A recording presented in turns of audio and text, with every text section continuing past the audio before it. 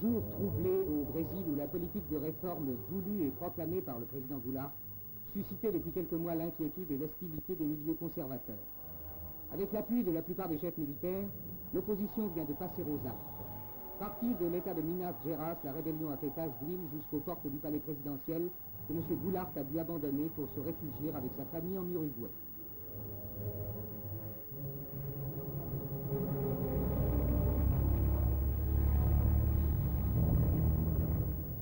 Les sursauts de résistance ont été très rares et les partisans de M. Goulart, les syndicats et la gauche, ont été neutralisés par l'armée. C'est le président de la Chambre des députés, M. Ranieri Mazzilli, qui assure l'intérim des fonctions suprêmes.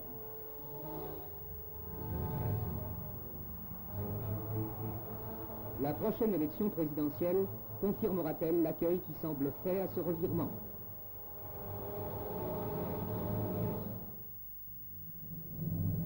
Le héros du Pacifique, le général Douglas MacArthur, est mort. Avec lui disparaît l'un des chefs les plus prestigieux de la dernière guerre, un homme dont le magnétisme et la personnalité ont profondément marqué ce dernier quart de siècle. Il reçoit sa première décoration au cours de la Première Guerre mondiale des mains du général Pershing. Général à 38 ans, il est aux Philippines lors du désastre de Pearl Harbor. Il lui faut quitter Corregidor, mais il a solennellement promis de revenir.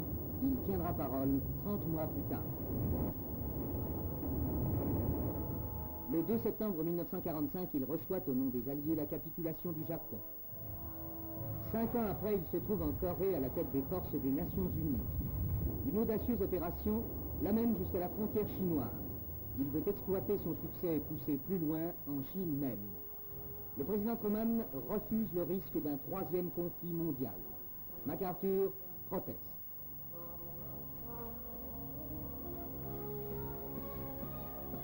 Alors le président des États-Unis relève de son commandement le général victorieux.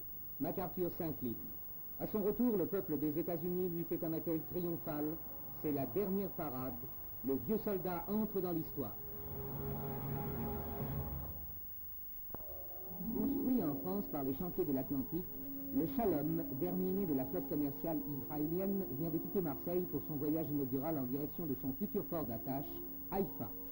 À la table du commandant, comme aux autres tables, les passagers font honneur au premier dîner pris en mer sur ce bâtiment de 24 500 tonneaux, long de 192 mètres, dont les 25 300 chevaux l'emportent vers Haïfa à une vitesse de 22 nœuds.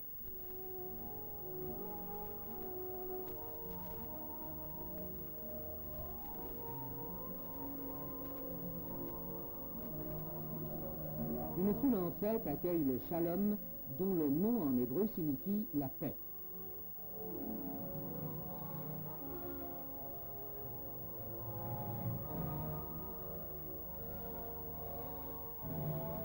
Le Shalom assurera le service régulier Haïfa-New York avec des escales à Naples, Marseille et les Açores. Il fait honneur à ses armateurs israéliens et aux chantiers français qui l'ont construit.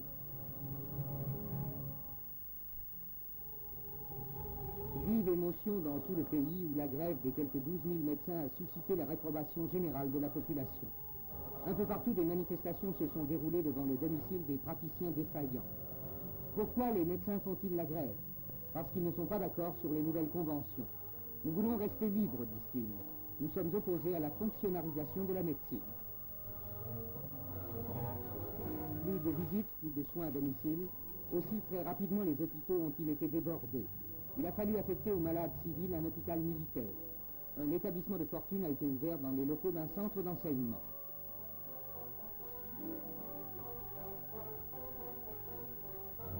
Grâce aux services médicaux de l'armée, 500 lits et plusieurs salles d'opération ont été installées en un temps record. On espère pourtant une reprise prochaine du dialogue médecin-gouvernement.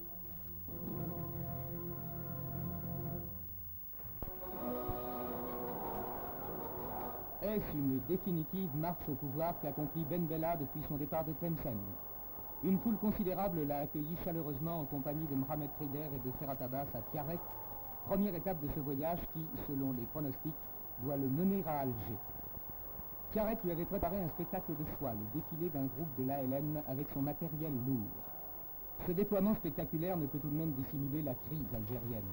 L'accord n'est toujours pas fait entre Ben Bella d'une part Boudiaf et Belkacem Krim d'une autre, et Ben Reda d'une troisième. Dans ce désordre, la situation générale se désagrège de jour en jour. L'économie est moribonde et les Européens continuent à s'en aller.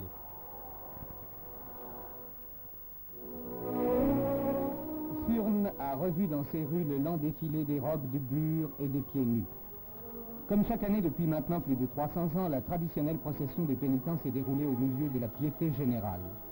Tour à tour, elle a retracé pour la foule les scènes de la Passion du Christ, répétant le dramatique chemin de croix qui aboutit au Golgotha. Créée en 1637, l'association de solidarité avait fixé comme but à ses membres d'honorer la Passion du Christ. Dès 1644, ceux-ci décidèrent d'en refaire les gestes. Et depuis cette époque, on voit chaque année à Furnes les membres de l'association vêtus de l'habit monastique suivre la procession, chargés chacun d'une croix de bois. Spectacle singulier où l'on peut voir l'expression vivante de la piété d'une ville.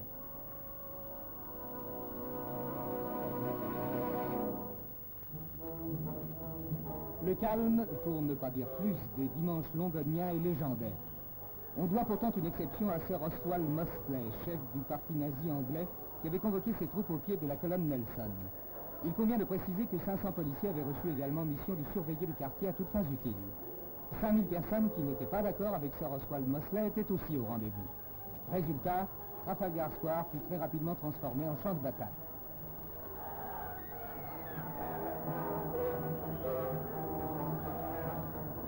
Force devait rester à la loi et 55 jeunes tenants du parti nazi furent arrêtés. Mais le gouvernement britannique s'est refusé à interdire les futures réunions nazies, le respect de la liberté d'opinion impliquant dans l'esprit britannique qu'on les tolère toutes, quelque fâcheuses qu'elles puissent être.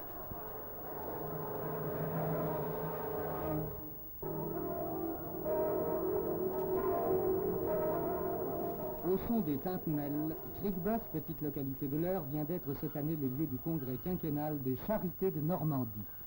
Mais que sont ces charités? Des confréries composées d'un maître, d'un prévôt et de 12 frères servants appelés charitons, réunis sous la bannière paroissiale. Confrérie mi-laïque, mi-religieuse, elle s'était fixée au Moyen-Âge, époque hélas fertile en épidémies et pestes de toutes sortes, une haute mission, rendre aux victimes de ce fléau les honneurs de la sépulture chrétienne.